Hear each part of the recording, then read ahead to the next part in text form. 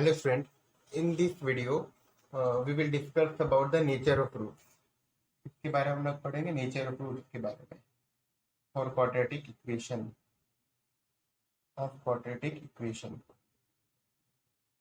तो देखो nature of roots का मतलब क्या होता है, जो हम लोग रूट्स निकालते हैं मतलब एक्स की वैल्यू निकालते हैं, वो आपने देखा होगा कभी दोनों इक्वल आती है, समटाइम्स इक्वल वैल्यू होता है, ठीक है, कभी डिफरेंट होता है।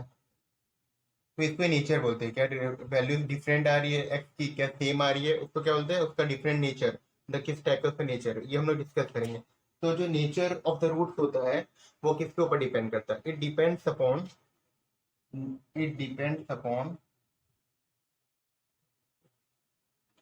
Discriminate.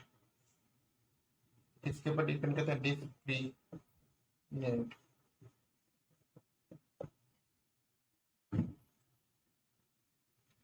Nature of depends upon the discriminant. तो डिस्क्रीमेंट आपका क्या होता है? Discriminant means B square minus 4ac, इसको बोलते हैं हम लोग डी, और डिस्क्रीमेंट इसका नाम है, ठीक है, तो सिंबल है डी। ये वैल्यू के ऊपर डिपेंड करता है इसका नेचर कैसा रहेगा, ठीक है। तो इसके ऊपर से हम लोग फाइंड करते हैं कि उसका नेचर किस टाइप का रहने वाला। तो देखो D means B square minus 4ac।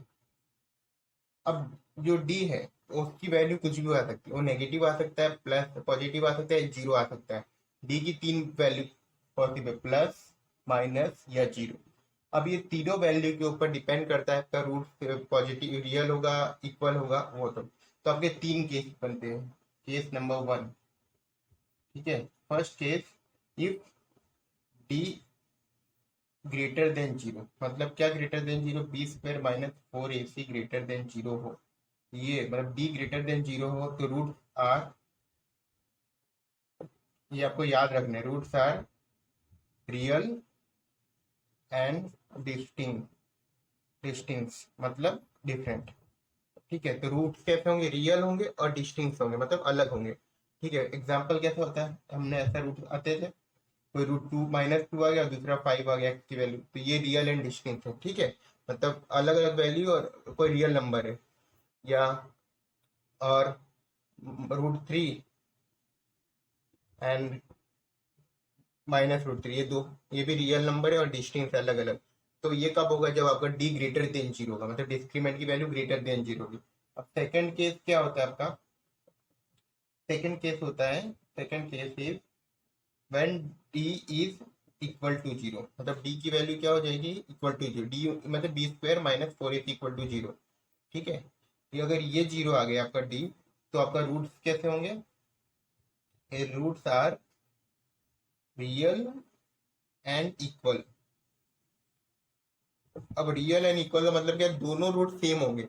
जैसे कि किसी केस में हमारा आंसर आता था x इक्वल टू 1/10 और x इक्वल टू 1/10, दोनों आंसर सेम आते थे। एक क्वेश्चन में आया था ये आंसर 4.2 का या 3 का था, ठीक है। तो इस केस में को क्या बोलते हैं?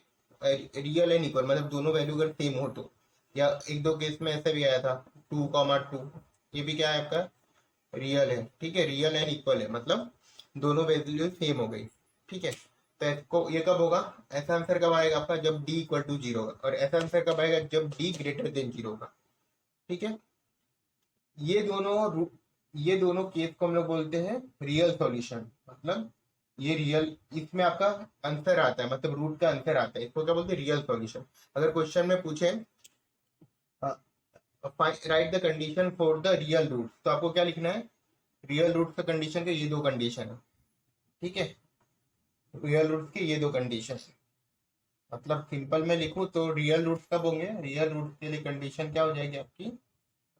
डी की वैल्यू दो हो सकती है ना, मतलब डी इक्वल टू जीरो हो सकता है या डी ग्रेटर देन जीरो हो सकता है। इसको हम लोग कॉम्बाइन करके क्या लिख सकते हैं? डी ग्रेटर देन और इक्वल टू जीरो। ये साइन किसका होता है? Greater than equal to zero. तो ये क्वेश्चन एमसीक्यू में आता है, रियल रूट का केस बताओ, कंडीशन बताओ, तो स्टूडेंट सिर्फ ये लिख के आते हैं, पर आपको ये लिखना है। अगर रियल एंड डिस्टिंक्ट पूछेगा तो ये आएगा, अगर रियल एंड इक्वल पूछेगा तो ये आएगा। तो दोनों में डिफरेंस पता चला, real and equal, real and distinct और सिर्फ रियल। अब थर्ड केस क्या होता है आपका? Your third case is case 3। दो केस हमने डिस्कस किया। केस 3 आपका था, अगर if D less than zero हो जाए, उसका मतलब क्या? B square minus 4ac less than zero हो जाए, ये हुआ ना। तो उस केस में नो रियल रूट, आपका आंसर होता है नो रियल रूट। जो लेक्चर 3 में मैंने लास्ट क्वेश्चन करवाया था, याद करना, लेक्चर 3 में लास्ट क्वेश्चन था, उसमें भी हमने लिखा था नो रियल रूट। क्यों लिखा था? क्योंकि अब अगर ध्यान दोगे तो ब्रैकेट के अंदर था ना जो ये टर्म था, ये ये हमने जो वैल्यू निकाली थी नेगेटिव आ रही थी, मतलब ये वाला टर्म नेगेटिव आ रहा था, ये टर्म नेगेटिव मतलब लेस देन जीरो, तो हम लोग क्या लिखना है? No real roots. ठीक है, तो रूट्स कैसे हो जाते हैं? इमेजिनरी हो जाते हैं। आपको रूट्स निकालने नहीं है, आप वो 11th में पढ़ोगे इमेजिनरी रूट्स क्या होते हैं। ठीक है, आपको याद रखना है बस, नो रियल रूट मतलब इमेजिनरी रूट होता है। ठीक है, अगर एमसीक्यू में पूछा कंडीशन फॉर इमेजिनरी रूट तो आपको ये लिखना है, या condition for no real root तो भी यही लिखना है। क्लियर? रियल रूट का 3 केस थे, पहले रियल एंड डिस्टिंक्ट, पहला real and distinct first case, second real and equal, and third no real roots, no real roots. तो ये तीनों केस के लिए हमने पढ़ा, पहले केस के लिए D greater than zero, second के लिए D equal to zero, and third is D less than zero. तो ये तीनों आपको याद रखना है, इसको बोलते हैं नेचर ऑफ रूट। क्लियर? अब इसके ऊपर हम लोग एग्जाम्पल करेंगे तो आपको समझ में आ जाएगा किस टाइप के क्वेश्चन आते हैं। ठीक है, मैथमेटिक्स में एग्जाम्पल सबसे इंपॉर्टेंट होते हैं सॉल्व करने। फॉर्मूला तो याद हो जाता है कैसे भी करके, पर अगर एग्जाम्पल नहीं सॉल्व हुआ तो मार्क्स नहीं मिलेंगे कभी भी, इसलिए एग्जाम्पल सॉल्व करने आना चाहिए। देखो, तो एग्जाम्पल मैं करवा रहा हूँ आपको 4.4 में ये क्वेश्चन दिया है इसका, नेचर ऑफ रूट के ऊपर। क्वेश्चन का फर्स्ट है, find the nature of the roots of the following quadratic equation if the real root exist and find them. क्या बोला है आपको? नेचर ऑफ रूट तो फाइंड करना है। ठीक है, मतलब डी निकालना है, ये तो क्लियर हो गया। अगर रियल रूट का केस बन रहा है, मतलब कौन सा रियल रूट का केस, मतलब डी अगर ग्रेटर देन जीरो है, रियल रूट कब होते हैं? अगर डी ग्रेटर देन जीरो या डी इक्वल टू जीरो, ये दोनों केस बन रहे हैं आपके, then you have to find the root. अगर डी लेस देन जीरो आ रहा है तो रूट से निकलते ही नहीं है। ठीक है, क्वेश्चन समझ में आ गया? पहले डी निकालो, अगर डी ग्रेटर देन या इक्वल टू जीरो है तो रूट फाइंड करो बाय यूजिंग क्वाड्रेटिक फॉर्मूला, अगर लेस देन है तो डायरेक्टली दो नो रियल रूट। ठीक है, तो मैं आपको करवाता हूँ। देखो, क्वेश्चन फर्स्ट क्या है इसका? 2x² minus 3x plus 5 equal to zero. ठीक है,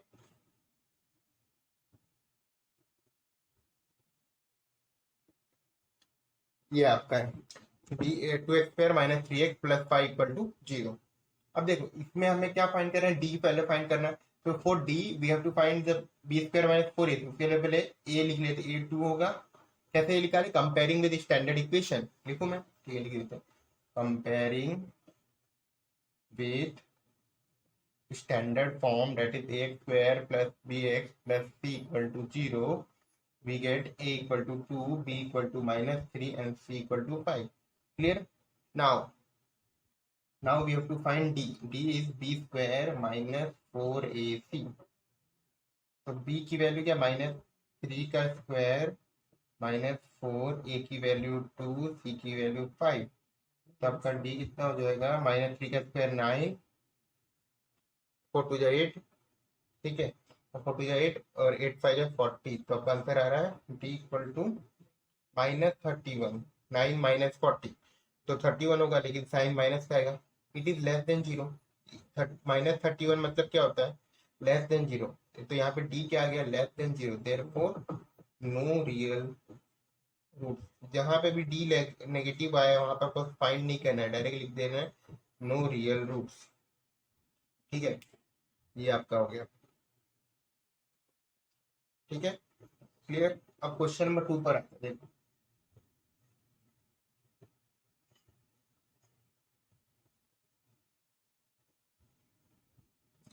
क्वेश्चन नंबर 2 क्या है? 2 is 3x² minus 4√3x plus 4 equal to zero. अब वापस पे करेंगे हम लोग, पहले इसको कंपेयर करेंगे स्टैंडर्ड फॉर्म के साथ। तो a इक्वल टू 3 मिल जाएगा, b इक्वल टू माइनस 4√3 मिल जाएगा और c इक्वल टू 4 मिल जाएगा। तो आपका d पहले निकालना आपको। ठीक है, तो d क्या होता है? d होता है b² minus 4ac।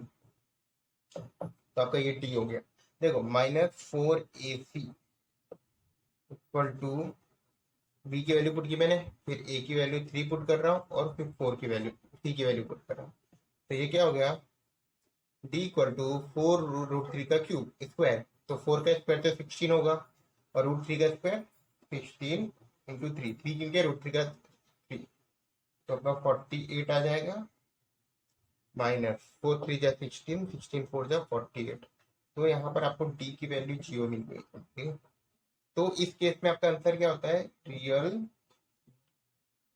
And equal. ठीक है, रियल एंड इक्वल, तो रियल एंड इक्वल है मतलब आपको रूट्स निकालने पड़ेंगे। तो रूट्स निकालने के लिए कौन सा मेथड यूज करोगे, क्वाड्रेटिक फॉर्मूला।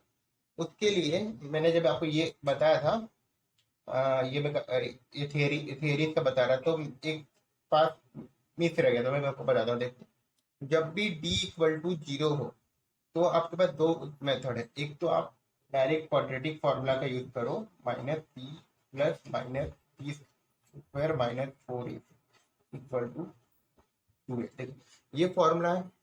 अगर सपोज हियर डी 0 है, डी 0 मतलब क्या, 0 बी स्क्वायर माइनस 4ac 0 है, ये पूरा टर्म 0 हो गया, दिस होल टर्म बिकम 0, तो आपका ये फॉर्मूला क्या चेंज हो जाएगा, माइनस पी प्लस माइनस, ये टर्म 0 है मतलब मैं √0 इसकी वजह पे 0 रख सकता हूँ क्योंकि डी की वैल्यू 0, यही डी होता है, डिवाइड बाय 2a, तो आपका फॉर्मूला चेंज हो गया, आपका फॉर्मूला क्या, -2a।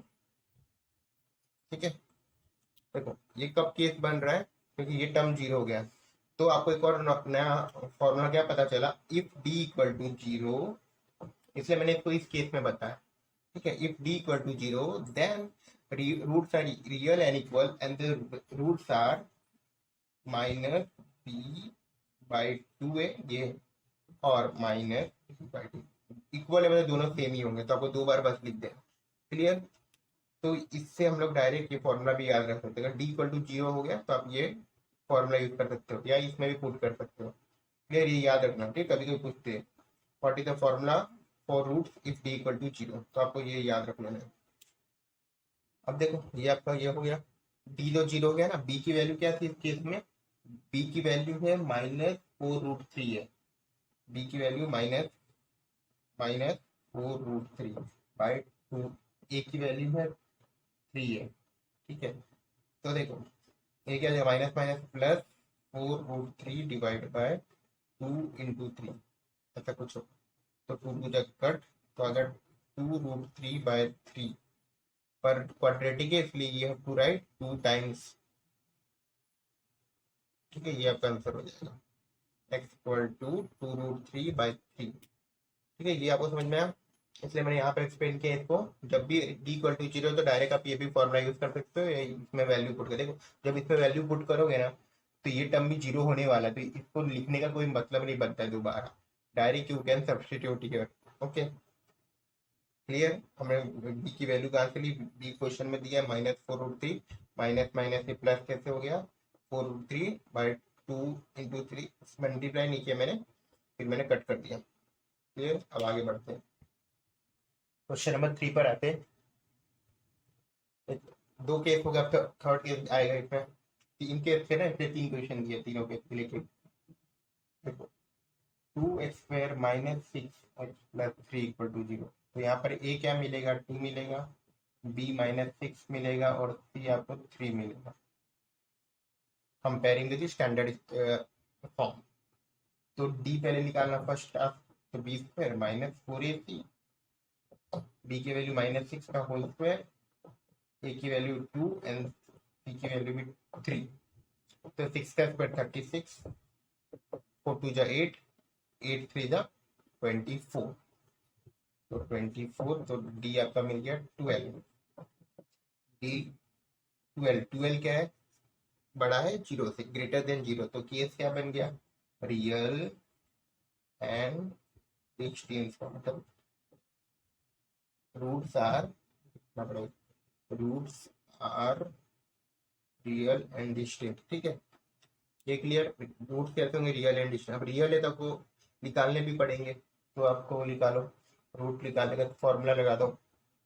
देखो फॉर्मूला क्या है, -p प्लस -p² -4ac/2a, अब इसमें आपके दो, इसमें भी दो तरीके हो जाएंगे आपके। एक तो डायरेक्ट वैल्यू पुट कर निकाल लो, या दूसरा यही तो आपका डी है ना, दिस इज योर डी, तो मैं इसको लिखूंगा रूट डी बाई 2a। ठीक है, तो माइनस बी, बी की वैल्यू क्या है -6, और डी की वैल्यू, डी कितना पुट करना है आपको, डी अभी निकाले 12, इससे पहले मैंने फाइंड किया ना, इससे पहले बाई 2, ए की वैल्यू 2, तो आपका डायरेक्ट रूट आ जाएगा। या if you want you can directly find by putting all the value. देखो आप ऐसे भी निकाल सकते हो, यहाँ पे पुट करो -6 का होल स्क्वायर -4 2 3, तो आपका ऐसा भी निकलेगा। तो 6 हो गया +-36 और ये 24, दोनों सेम थिंग है, कोई डिफरेंट नहीं है, जैसा मर्जी वैसा निकालना। 6 +-12/2 बोथ आर राइट। ठीक है, कभी डी डायरेक्ट भी पुट कर दो, या जो पिछले लेक्चर में सीखा तो ऐसा भी कर दो, एज योर विश। ठीक है, ये अच्छा लगा तो ये करो, ये अच्छा लगा तो ये करो। 6 +-√12/4, ये आपका आंसर हो जाएगा। इसको और सिंप्लीफाई में कैसे लिख सकते हो, x = 6 +√12/4 और x = 6 -√12/4, this two are your roots. ठीक है, क्लियर। डायरेक्ट वैल्यू पुट करो या इसमें करके कर लो, या आपका रूट से करें। ऐसे देखो, ये रूट को क्या बोलते हैं, रियल एंड डिस्टिंक्ट, दोनों की वैल्यू अलग है, भले प्लस माइनस साइन चेंज है लेकिन डिफरेंट है। तो तीनों के समझ में आया, real distinct and real and equal, और नो रियल एंड इक्वल। ठीक है, अभी आगे करते हैं। देखो आगे कौन सा क्वेश्चन है, क्वेश्चन नंबर 2 बड़ा अलग है। क्या है, find the value of K for each of the following quadratic equation so that they have 2 equal root, मतलब इक्वल रूट्स की बात कर रहे हैं। तो देखो पहला क्या है, 2x² + kx + 3 = अब मुझे बताना इक्वल रूट्स कब होंगे। इक्वल रूट्स का कंडीशन क्या होता है, d = 0। इसमें बोला इक्वल रूट था, रियल नहीं बोला। इक्वल का कंडीशन क्या था, 4 equal roots condition is d = 0, हमने पढ़ा है d = 0। ठीक है, अब देखो यहाँ से a की वैल्यू क्या मिलेगी, 2 मिलेगी। जहां मार्कर दे रहा हूँ ध्यान देना, मैं बता रहा हूँ कि p = k मिलेगा, इसलिए मार्कर पे ध्यान दो, और c = 3 मिलेगा। Got it, A B C clear. अब डी पर आता है, ए बी सी पर क्या आता है, डी आता है, डी आ गया। तो डी का फॉर्मूला ये है, डी का फॉर्मूला क्या था, b² - 4ac = 0। अब देखो बी, बी क्या है, के, मैंने के की वैल्यू रखी minus as it is 4 as it is, a कितना है 2, plus put the value, c कितना है 3, इस जगह = 0, तो k² माइनस 4 2 8, 8 3 24, तो लिखो 24, तो k² = 24, पता चला ये इधर है 24। अब देखो 24 मतलब k = √24 होगा ना, जब रूट हटाऊंगा तो मैं इधर रूट आ जाएगा। तो k = इसको क्या करोगे, 4 × 6, जो 9th में है रोइंग फॉर्मूला में सीखा था, रूट्स को कैसे सेपरेट करते हैं। तो ये 4 का √2, तो 2√6। बट रिमेंबर, जब भी आप रूट लगाओगे तो प्लस माइनस के साथ आएगा, हमेशा याद रखना, रूट में हमेशा प्लस माइनस दोनों आता है। तो आप लिखोगे 2√6, ये बात कभी मत भूलना। अगर सिर्फ प्लस लिखोगे तो मार्क्स, आप मार्क्स कटेंगे, अगर प्लस माइनस दोनों लिखोगे तो फुल मार्क्स मिलेगा। ठीक है, तो 2√6 क्लियर। ठीक है, तो रूट है इसलिए प्लस माइनस आया, इतना तो क्लियर होना चाहिए, बेसिक चीज है। अभी आगे चलते हैं, देखो सेकेंड वन क्या है, के एक्स एक्स -2 + 6 = 0। अब इसको कैसे सॉल्व करोगे, पहले तो इसको स्टैंडर्ड फॉर्म बनाना पड़ेगा। क्या करना पड़ेगा, स्टैंडर्ड फॉर्म बनाना पड़ेगा।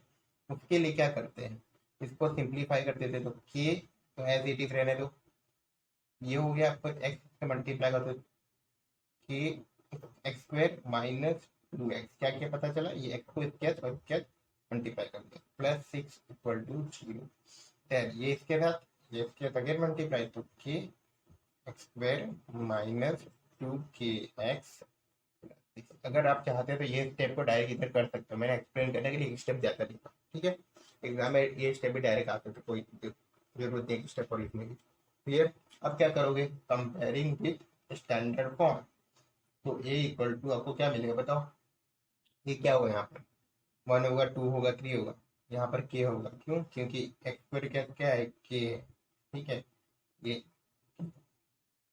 और बी, तो बी मतलब एक्स के साथ टर्म ना, तो एक्स के साथ क्या है 2k, लिख देते 2k, नहीं -2k, क्यों, क्योंकि माइनस को नेग्लेक्ट नहीं कर सकते।